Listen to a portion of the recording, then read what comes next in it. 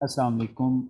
हम लोगों ने कल वेक्टर टेंसर जो है उसका चैप्टर नंबर 6 उसका कुछ फर्स्ट हाफ कर लिया था, आई थिंक सो।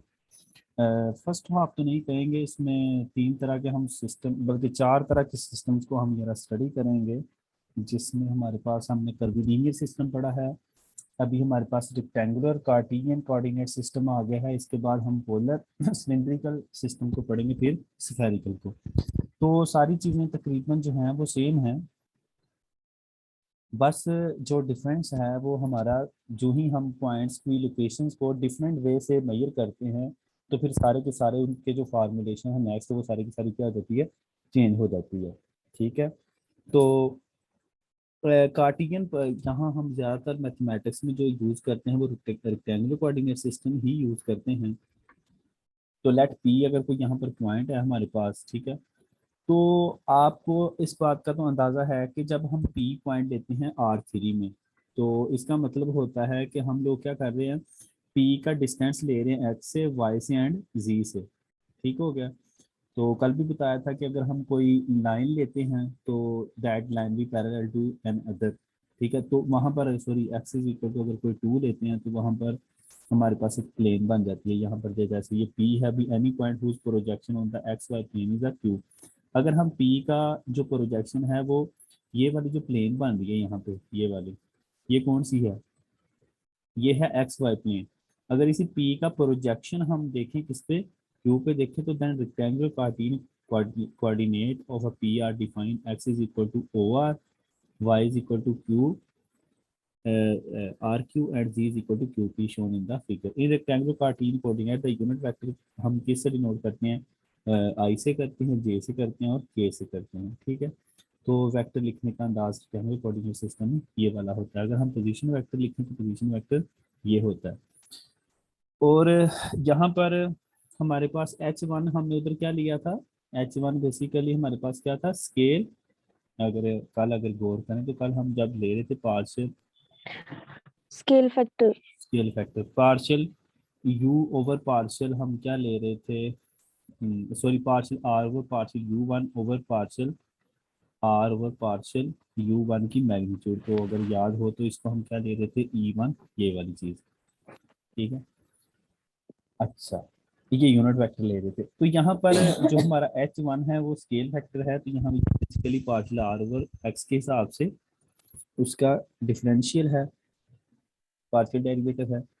तो ये वाली जो चीज़ होगी यहाँ, ये किसके बराबर होगी, आई के, क्योंकि हम यहाँ पर यूनिट वेक्टर्स क्या ले रहे होते हैं, सॉरी, जो हमारे पास जिस डायरेक्शन को शो करने वाले वेक्टर आई जे के, तो आई यूनिट वेक्टर है तो उसकी मैग्नीट्यूड क्या आ जाएगी, वन आ जाएगी, वन आ जाएगी एंड वन।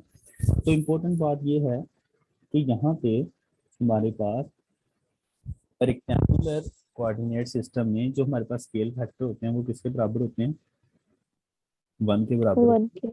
लेकिन उधर जब हम H1 को लेते थे तो H1 किसके बराबर आता था पिछले में, याद है किसी को, कि वन यूनिट वेक्टर, और क्या आता था भला, याद है किसी को, partial r partial u one, ऐसे ही आता था ना ये स्केल फैक्टर, या ये तो नहीं आता था, सॉरी। अगर H1 को आप इस हिसाब से नोट करें तो वो तो आपके पास ये वाली चीज़ आ जाएगी। हाँ, अगर उसके बाद इस चीज़ को अगर आप डिफाइन करना चाहें तो वो फिर ये वाली चीज़ इधर आके डिवाइड हो जाएगी और ये वाली चीज़ इधर आ जाएगी। ठीक है, ये मैग्नीट्यूड जाहिर कर रहा होता है।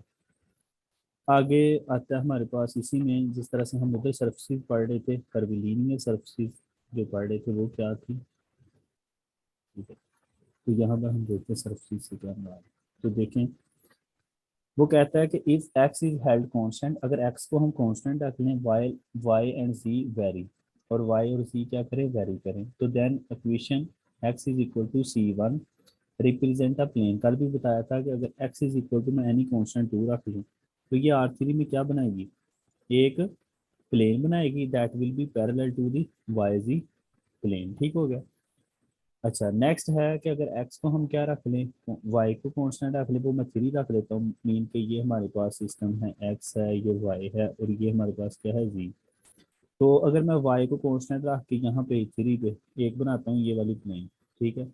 तो अगर आप इसको देखें ना R3 में, तो ये वाली जो चीज़ होगी ये z एक्सिस पे क्या होगी, पैरेलल प्लेन होगी।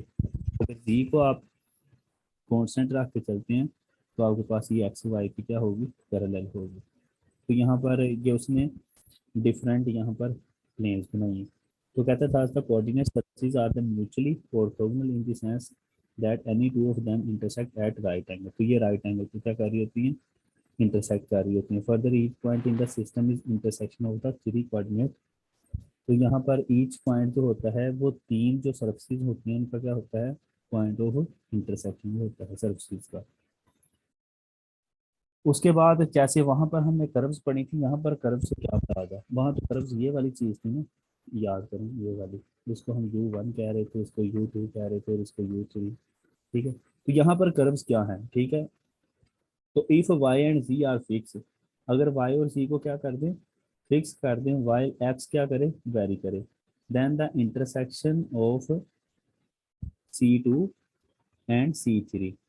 समझ आ रही है कि आपके पास y is equal to C2 and C3 is a straight line parallel to the x axis called the x coordinate curve.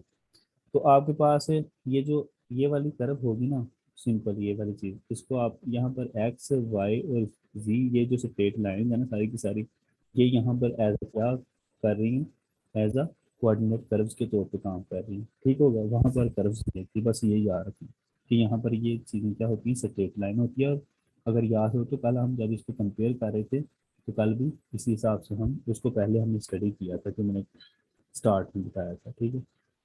अच्छा, आगे आता है expression for the arc length. अब देखें कर्वीलिनियर सिस्टम के लिए भी हमने आर्क लेंथ, एरिया, वॉल्यूम को डिस्कस किया था, इसी तरह यहाँ पर भी करेंगे। यहाँ पर U1 x है, U2 y है और U3 z है। H1 H2 स्केल फैक्टर हैं, क्योंकि हम यहाँ पे रेक्टेंगुलर कोऑर्डिनेट सिस्टम पढ़ रहे हैं। तो आर्क लेंथ एलिमेंट हमने कल भी पढ़ा था, ds का स्केल होता है और dr हम इसको लिख सकते हैं, ठीक हो गया। फिर आपको पता है dr किसके बराबर होता है, H1 का स्केल। मीन के आप इस तरह से कह सकते हैं कि आपके पास यहाँ डी आर से मल्टीप्लाई हो रहा है, सही हो गया। तो एच, जाहिर बात है H1 जो है, जो डी आर है वो क्या होगा इसमें, डी आर वो देखें, वो होगा आपके पास H1 और DU1, ऐसे ही होगा ना।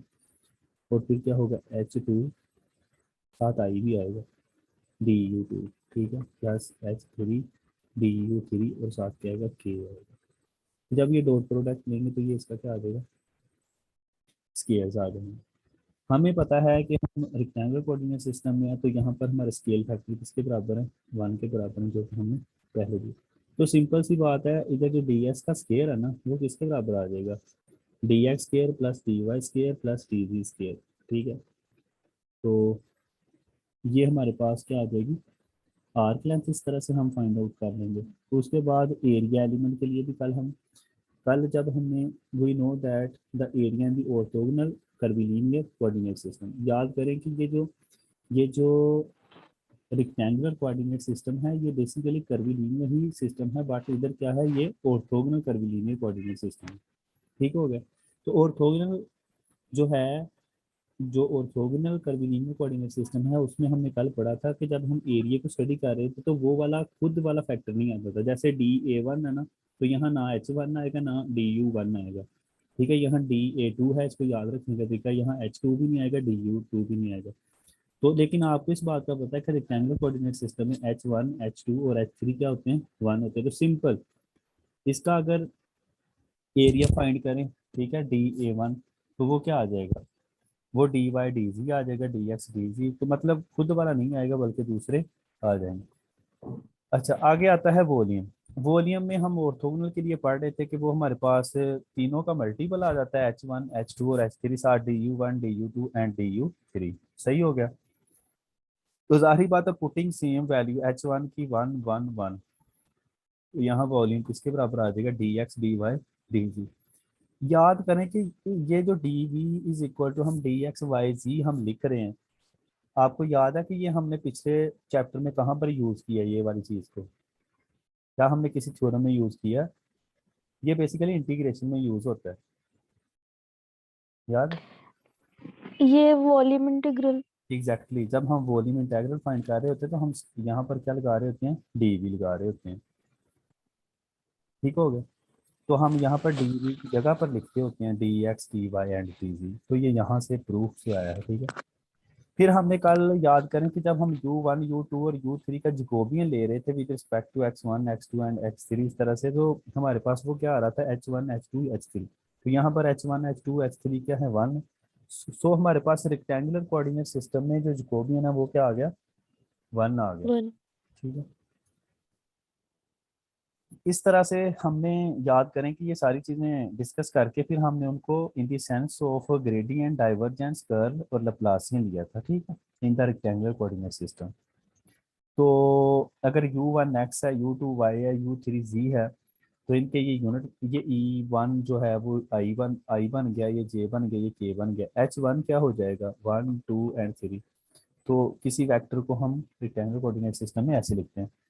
तो यहाँ पर हमने कल पढ़ा था कि ऑर्थोगोनल कर्विलिनियर सिस्टम में हमारे पास जो ग्रेडियंट होता है किसी साई फंक्शन का, वो इसके बराबर होता है।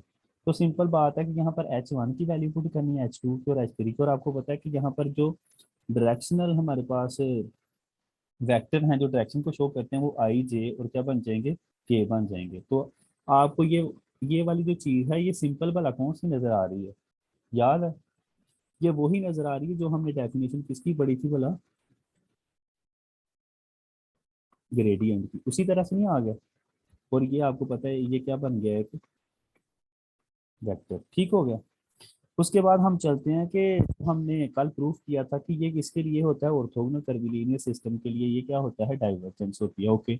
इसमें जब हम h1 h2 और h3 पुट करेंगे तो ये हमारे पास क्या आ जाएगा, और ये वाली चीज, तो ये बन जाएगा partial a1 over D partial x plus partial a2 over partial y plus partial a3 और पार्शियल b। तो याद करें कि ये किसकी डेफिनेशन बन गई है यहाँ पे, सिंपल, ये किसी वेक्टर ए की भला क्या है, डाइवर्जेंस, डाइवर्जेंस है। ठीक है। तो यहाँ पर आपको पता ही, आपको नजर भी आ रहा है कि ये क्या है, एक स्केलर है। ठीक हो गया। आपको पता है कि अगर हम इसकी, अच्छा छोड़ें, उसके बाद आता है कर्ल के लिए। कर्ल के लिए हम निकालेंगे, कर्ल का फार्मूला पड़ा था कर्विलिनियर सिस्टम में कि ये होता है, उसमें h1 और h3 की वैल्यूज पुट की हैं।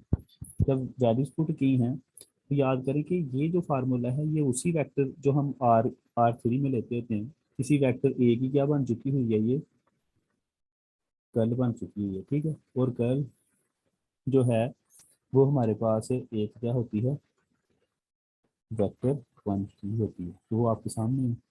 आगे लप्लासियन है। लप्लासियन क्या होता है बेसिकली, हमने कल भी पढ़ा था, बल्कि पिछले चैप्टर में पढ़ा है कि लप्लासियन जब हम किसी वेक्टर की ग्रेडियंट ले रहे होते हैं उसका हम दोबारा से क्या ले लें, डाइवर्जेंस ले लें, तो ये क्या आ जाता है, del square u is equal to क्या आ जाता होता है, जीरो। तो इसको हम क्या बोलते होते हैं, लप्लासियन। ठीक हो गया। तो याद करें कि ये कर्विलिनियर सिस्टम में जब h1 h2 की वैल्यू पुट करेंगे स्केल फैक्टर की, तो ये हमारे पास चीज आ जाएगी। ठीक है। और आपको पता है जब ये जीरो के बराबर होता है तो हम इसको क्या बोलते हैं, अगर ये जीरो के बराबर हो जाए, सेटिस्फाई करे, याद है किसी को, इस side, Laplace equation. Last question तो बोलेंगे लेकिन फंक्शन को क्या बोलेंगे, ये वाला। हार्मोनिक। हाँ, इस फंक्शन को हम हार्मोनिक बोलेंगे। तो हम, आपके जहन में एक चीज तो जरूर आई होगी कि हम लोग पहले कर्वीलीनियर सिस्टम को पढ़ते हैं और कर्वीलीनियर सिस्टम से ही हमने बोला उसकी एक स्पेशल टाइप है, कौन से वाली, रेक्टेंगुलर कोऑर्डिनेट सिस्टम वाली। तो हमने कर्वीलीनियर स्टडी करते करते वो एक जनरल फॉर्म थी, तो जनरल फॉर्म नहीं होती किसी चीज की, वो थी, वहां से हमने उसकी सब टाइप को स्टडी किया, ये जो रेक्टेंगुलर कोऑर्डिनेट सिस्टम। ठीक हो गया। जहाँ पे याद रखना है कि हमारे जो प्लेन्स होते हैं, ठीक है, वो इंटरसेक्ट कर रहे होते हैं विद एंगल 90 के साथ। और यहाँ पर जो हमारे पास कर्व्स बन रही होती हैं दैट आर स्ट्रेट लाइन। तो आपके पास सिंपल फार्मूले जो हमने पीछे डिफाइन किए थे ना, अच्छा ओके हो गया, ये हमारा था पर। अब हमारा ये जो है एडवांस टॉपिक है, सिलिंड्रिकल पोलर कोऑर्डिनेट सिस्टम। ठीक हो गया। ओके। अब देखें, ये भी एक, आपको पता है कि किसी पॉइंट को हम किस से डिनोट करते हैं, एक्स वाई में, आर स्क्वायर की बात कर रहा हूँ यहाँ। अगर मैं इसको पोलर में लिखूं तो मैं कैसे लिखूंगा, आर थीटा। सही हो गया, ओके, आर थीटा लिख दिया। अब ये तो किस में है, आर स्क्वायर में। ये इसकी रेक्टेंगुलर कोऑर्डिनेट सिस्टम है, ये कौन सा सिस्टम है, पोलर। पोलर। लेकिन अब एक बात को जहन में बिठा लें कि जब पोलर को मजीद हमने आर थ्री में जाके स्टडी करना है, जैसे हमने एक्स वाई को स्टडी किया है, ठीक है, तो हमारे पास वहाँ क्या बन गया, एक्स वाई एंड जी, ऐसे ही है ना। तो आर थ्री में तो रेक्टेंगुलर कोऑर्डिनेट सिस्टम में क्या आ जाएगा, एक्स आ जाएगा, वाई आ जाएगा एंड जी आ जाएगा, और तीनों जो हमारे पास होंगी वो क्या होंगी, परपेंडिकुलर होंगे एक दूसरे पे एक्सिस। इसको स्टडी कर लेते हैं, कर्वीलिनियर सिस्टम के साथ भी स्टडी कर लेते हैं। बट जब हम पोलर वाली चीज को स्टडी करते हैं ना आर थ्री में जाके, तो फिर जो सिलिंड्रिकल पोलर कोऑर्डिनेट सिस्टम होता है, स्फेरिकल होता है, ये बेसिकली पोलर की ही आगे क्या है भला, जनरलाइजेशन है, किसमें भला जाके, आर थ्री में। क्लियर होगी बात, कि पोलर को ही जब हम आर थ्री में जाके स्टडी करते हैं, तो वो हमारे पास दो तरह की, उसको किसी पॉइंट की लोकेशन, आपको पता है कि जब भी हम किसी चीज़ का एड्रेस फाइंड करते हैं, वैसे एक आम बात, तो उस एड्रेस को फाइंड करने के बेशुमार वेज होते हैं, ठीक है।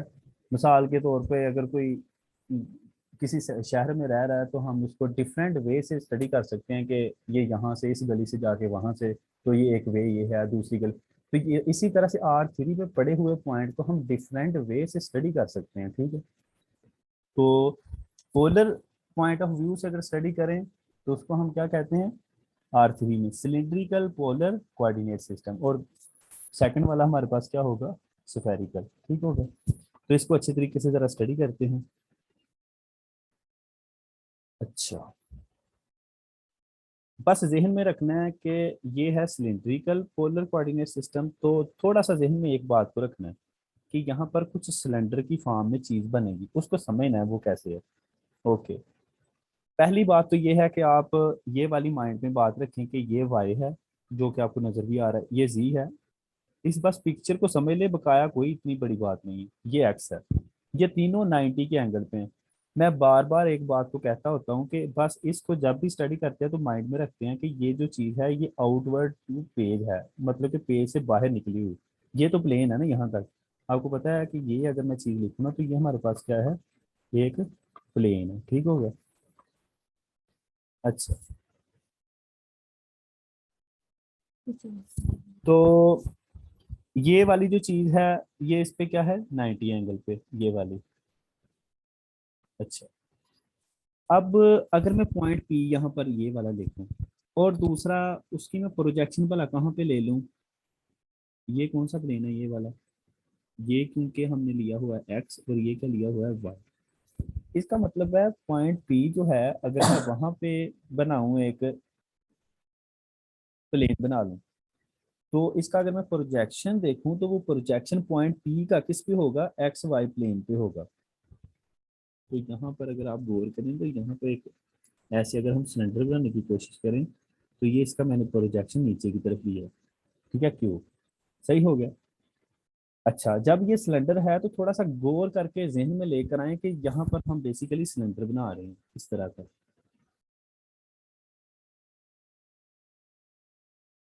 तो मैंने यहाँ से इसकी कोई पॉइंट यहाँ से पी लिया है, और उसको यहाँ पे क्या कर दिया है, प्रोजेक्ट प्रोजेक्ट कर दिया, प्रोजेक्शन लिया, अच्छा क्यू पॉइंट।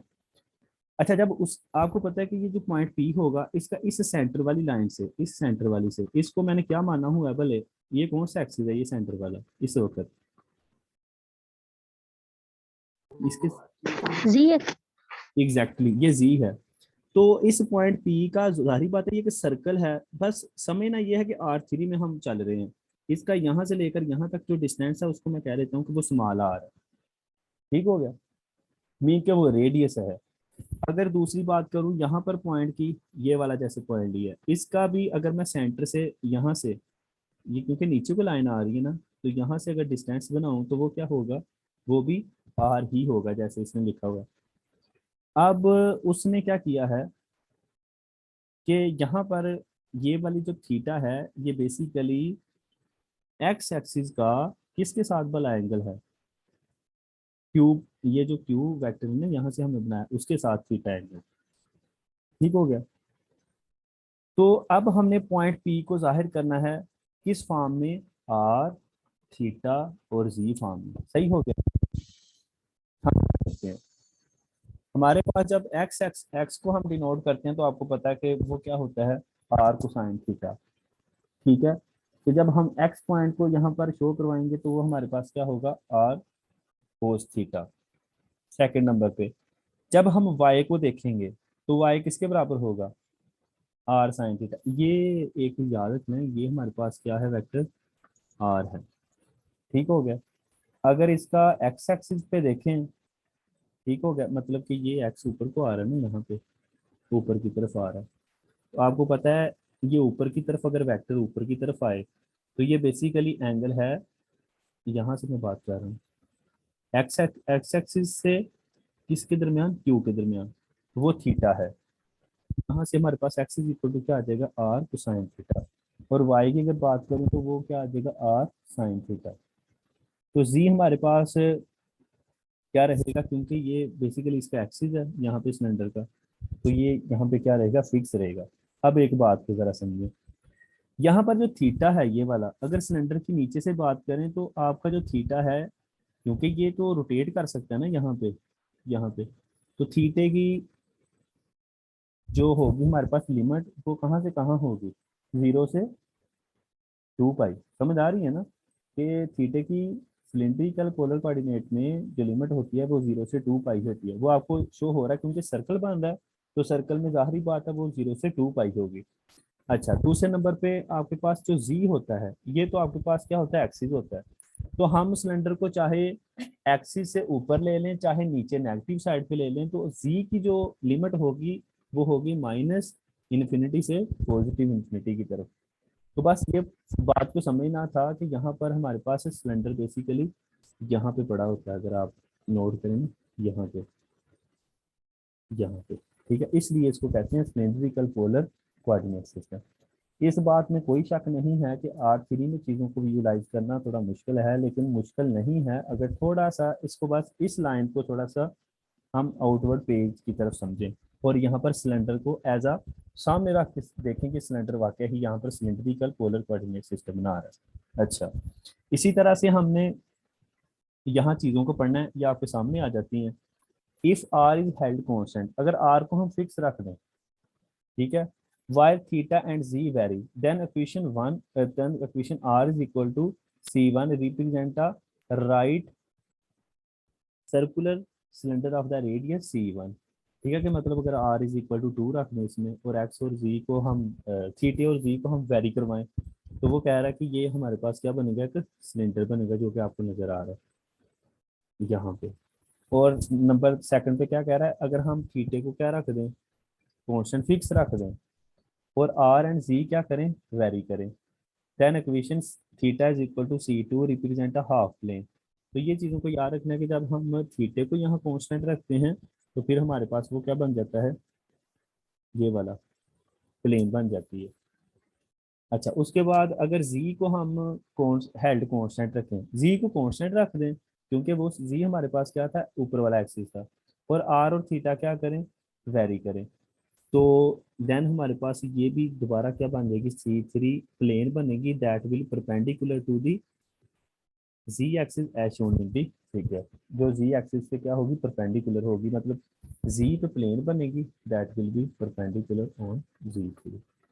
तो इस तरह से ये जैसे हम पीछे पढ़ रहे थे कि जैसे R3 में एक चीज़ को फिक्स रखें तो दोनों को क्या फर्क पड़ेगा और कौन सी फिगर बनेगी, इस तरह से ये याद रखना है कि अगर हम यहाँ R को कांस्टेंट रखते हैं तो जाहिर बात है इसका रेडियस तो सेम रहेगा, तो ये हमारे पास सिलेंडर आएगा, right circular cylinder of radius C1। अच्छा, आगे आता है, यहाँ पर भी हम कर्व्स के बारे में पढ़ेंगे कि हमारे पास कर्व्स क्या बनती हैं, ठीक है। तो if theta and z are fix, अब दो चीज़ों को फिक्स रखना है और एक को वेरी करवा के देखना है, यही चीज़ों को हम बार बार स्टडी कर रहे हैं। तो जब दो चीज़ों को फिक्स थीटे और जी को रखेंगे, आर को वेरी करवाएंगे, देन इंटरसेक्शन ऑफ, क्योंकि दो चीजों को हम क्या करवा रहे हैं, फिक्स किया हुआ है ना, दो सर्फेसिस यहाँ पे बनेंगी C2 के साथ और C3 के साथ। तो जब दोनों इंटरसेक्ट करेंगी तो उसको आर कोऑर्डिनेट कर्व कहते हैं, सिंपली आर कर्व कहते हैं। ठीक हो गया। इस तरह से अगर आर और जी को हम फिक्स कर दें तो जाहिर बात है आर और जी को हमने फिक्स किया गया है, तो यहाँ पर हमारे पास एक सर्कल आएगा। ठीक होगा, is a circle called the theta coordinate curve are the simply. तो ये हमारे पास एमसीक्यूज हैं, दूसरे वर्ड में हम कह सकते हैं। ठीक है, तो इनको नोट कर लीजिएगा जब आप लिखें। If r and theta are fix, अगर आर और थीटे को फिक्स रख दें और जी को वैरी करवाएं, तो यहाँ पर आर और थीटे को हमने फिक्स रखा हुआ है और किसको वैरी करवा रहे हैं, जी को। तो आपके पास ये, मैं आपको एक हिंट देता हूँ, अगर आप मैथमेटिक्स या मैथ लैब में अगर दो चीज़ों को फिक्स रख के दूसरी को वैरी करवाएं ना, तो आपको ये सारा का सारा वो चलता नजर आएगा किस तरह से हो रहा है। इज अ स्ट्रेट लाइन, तो यहाँ पर अगर हम सिर्फ जी को वैरी करवाएं, ठीक होगा, यहाँ जी को वैरी करवाएं और दोनों को क्या रख दें, तो हमारे पास वहाँ पे क्या बनेगी, स्ट्रेट लाइन। यहाँ फर्स्ट में कर्व बनेगी जब हम किसको वैरी करवाते हैं, आर को। सेकंड पे जब हम सिर्फ थीटे को वैरी करवाते हैं तो हमारे पास क्या बनता है, सर्कल वाली कर्व बनती है। और थर्ड नंबर पे हमारे पास सिंपल लाइन बनती है। ठीक हो गया। आगे आता आगे आता है cylindrical coordinate in term of Cartesian coordinate. ठीक है, तो अब हमारे पास एक्स वाई और जी इस फॉर्म में था। अगर हम एक्स वाई स्केयर इसका स्केयर ले लें, एक्स का स्केयर और वाई का स्केयर, तो ये आर स्केयर, तो इसका मतलब आर अगर हम इसको इन दी वे ऑफ हम कार्टेशियन में करवाएं तो आर किसके बराबर आ जाएगा। मतलब दोनों में बात करने का मतलब है, दोनों में अगर हम कार्टेशियन R3 में, कार्टेशियन से हमने किसमें चेंज करना हो अपने आप को, पोलर में चेंज करना हो, तो ये भी एक एमसीक्यू होगा, किस तरह से चेंज कर सकते हैं। ये उनका मेन फार्मूला है कि आर हम यहाँ ऐसे ले सकते हैं, थीटा ऐसे फाइंड कर सकते हैं, और जी मीन के आप R3 पे कोई भी पॉइंट जो पड़ा हो उसको आप चेंज कर सकते हैं सिलिंड्रिकल पोलर कोऑर्डिनेट सिस्टम में। फार्मूलेशन आपके सामने है। For point on the z axis, जो जी एक्सिस पे पड़े हैं, ठीक है, axis equal to zero, y equal to zero, theta is inter, such a point are called singular point of the transformation. ठीक हो गया।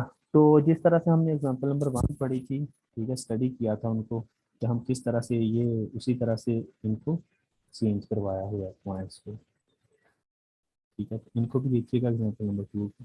अब यहाँ यूनिट वेक्टर आते हैं। ठीक है, जैसे वहाँ स्टार्ट में हमने यूनिट वेक्टर्स को जो पढ़ा है वो हमने E1 E2 के नाम से पढ़ा है, ठीक है, E3 के नाम से। और जो हमारे पास सेकंड आया था वहाँ आई जे और के से हमने पढ़ा है। यहाँ पर हमारे पास आर जो है वो किसके बराबर है, x i plus y j plus z k. तो एक्स का हम किसके बराबर है, r cosine theta plus r sine theta plus z, z fix है, ठीक है। तो यहाँ पर हम जब उसका आर के हिसाब से क्या लेंगे, क्योंकि तीन है ना हमारे पास, जैसे U1 U2 और U3 के हिसाब से लिया करते थे। यहाँ आर है, थीटा और जी है।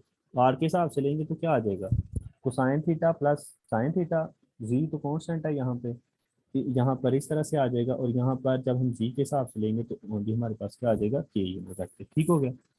तो जब इनके हम, जाहिर बात है, तीन यूनिट वेक्टर्स बनाएंगे जिस तरह से हमने कर्विलीनियर सिस्टम में बनाया था कि उसकी मैग्नीट्यूड से डिवाइड करके, तो जब मैग्नीट्यूड से डिवाइड करेंगे तो ये आपके पास आ रहा है, वहाँ E1 E2 E3 था, यहाँ ER E थीटा E जी है। तो ये किसके बराबर आ गया, तो साइन थीटा आई प्लस साइन थीटा जे, यहाँ आ गया माइनस साइन थीटा आई प्लस कोसाइन जे, और यहाँ क्या आ गया के।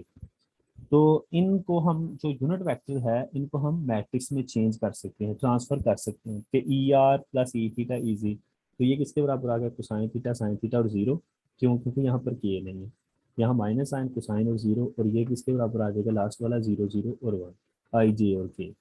ठीक हो गया। आपको नजर आ रहा है कि जैसे हमने स्टार्ट में पढ़ा था वहां पर स्केल जो फंक्शन है वो किसके बराबर होते हैं, तो यहाँ पर H1 जो स्केल फैक्टर होगा वो 1 के बराबर होगा, ये हल किया। और H2 इसकी मैग्नीट्यूड है तो ये किसके बराबर है, बेसिकली R के बराबर है। और H3 किसके बराबर होगा, ये भी 1 के बराबर होगा। तो ये भी MCQ है, तो यहाँ पर जो स्केल फैक्टर्स होते हैं वो इन चीज़ों के बराबर है। ठीक हो गया। तो ये मोस्ट इंपॉर्टेंट है। ठीक है कि अगर हमारे पास जो यूनिट वेक्टर ER आया उसका आर के हिसाब से अगर हम क्या लें, पार्शियल डेरिवेटिव लें, वो भी जीरो होता है, थीटे के हिसाब से लें फिर भी जीरो होता है, और जी के हिसाब से लें, इसका मतलब है उसमें वो टर्म में ही इन्वॉल्व नहीं होती, इसलिए वो जीरो आ रहा होता है। कांस्टेंट कह लें कि वो कांस्टेंट होते हैं, ठीक है, आर के हिसाब से। ठीक है, उसके बाद ये थीटा आर का मतलब कि ये सारे के सारे जो होते हैं हमारे पास यूनिट वेक्टर्स, उनका आर थीटा और जी के हिसाब से पार्शियल डेरिवेटिव दें तो वो हमारे पास क्या आते हैं, जीरो आते हैं। ठीक है, यहाँ पर टी के हिसाब से डेरिवेटिव लिया गया है। ठीक है, तो ये देखिएगा आप, अच्छा, टाइम के लिहाज से डेरिवेटिव लिया गया, तो ये भी चीज़ को यहाँ स्टडी कीजिएगा कि टाइम के लिहाज से किस तरह से डेरिवेटिव लिया। ठीक है, तो ये भी एमसीक्यूज के तौर पर आगे आता है। Orthogonality of the cylindrical coordinate system. Orthogonality हमारे पास ये ई आर है, ये ई थीटा है और ई ये, तो हम यहाँ पर ऑर्थोगोनैलिटी की बात करने लगे हैं। तो ऑर्थोगोनैलिटी में जब दो वेक्टर्स के हम डॉट प्रोडक्ट लेते हैं तो वो जीरो के बराबर होती है। यहाँ पे ये जीरो के, यहाँ पे ये जीरो के बराबर। अच्छा, तो यहाँ से क्या पता चला कि आपके पास जो आपके यूनिट वेक्टर्स आए हैं ना, वो क्या है, यहाँ पे ऑर्थोगोनल है, ये वाले। सही हो गया। तो अगर ऑर्थोगोनल हैं तो फिर इसका मतलब है कि आपस में डॉट प्रोडक्ट क्या होगी, वन होगी, और आपस में क्रॉस प्रोडक्ट क्या होगी, जीरो होगी, और दोनों की जो क्रॉस प्रोडक्ट होगी वो तीसरे के बराबर होगी। ठीक हो गया। तो ये तो हमने डॉट प्रोडक्ट या क्रॉस प्रोडक्ट की प्रॉपर्टी से भी हमें पता है, तो यहाँ से आप ये खुद भी अंदाजा लगा सकते हैं। आगे Cartesian unit vector in term of the, आपको पता है कि ये जो वेक्टर है ये किस फॉर्म में है हमारे पास, ये सिलेंड्रिकल फॉर्म में है। तो सिलेंड्रिकल को अब हमने कंपेयर किसके साथ करना है, कार्टेशियन के साथ। तो ये cosine theta E R minus sine theta E theta है। ठीक हो गया। ये बेसिकली क्या किया है हमने, मल्टीप्लाई करवा दिया है वन को कोसाइन से और इसको साइन से। जब करवाएंगे तो बेसिकली हमारा मकसद है कि यहाँ पर हमारा जो आई यूनिट वेक्टर है वो इनके डिफरेंस के बराबर होता है, और जो जे है वो इनके डिफरेंस के बराबर होता है, और जो के है वो इसके डिफरेंस के बराबर होता है।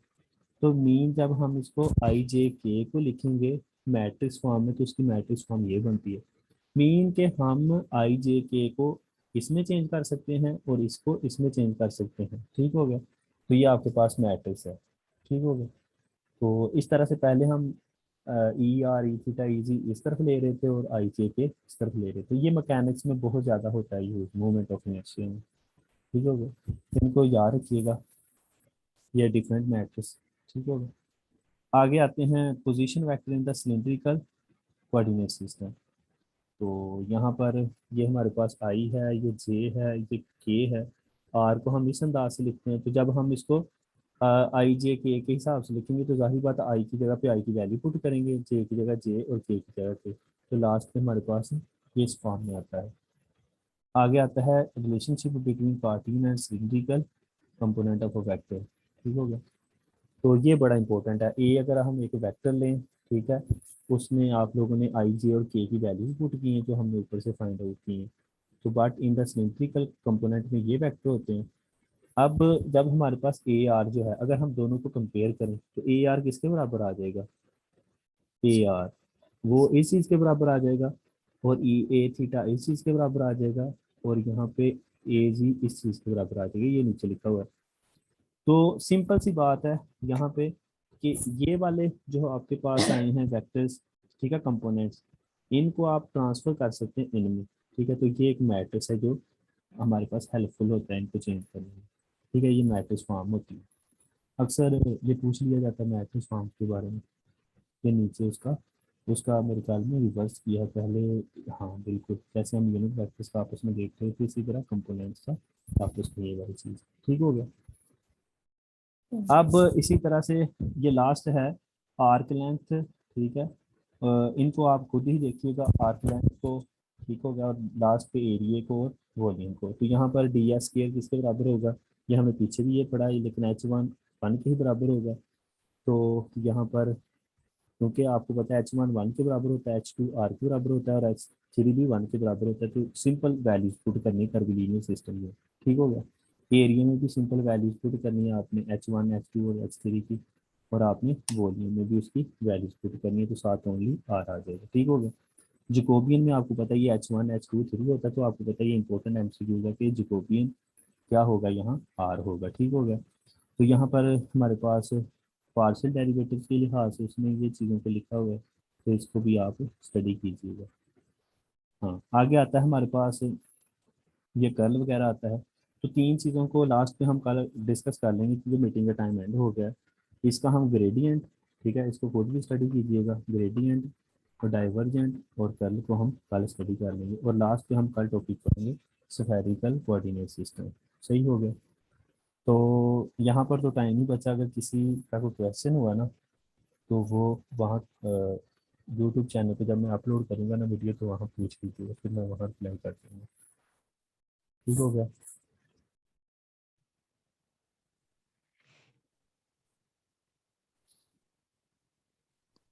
चले, ठीक हो गया। ओके जी, अल्लाह हाफिज़। अल्लाह हाफिज। अल्लाह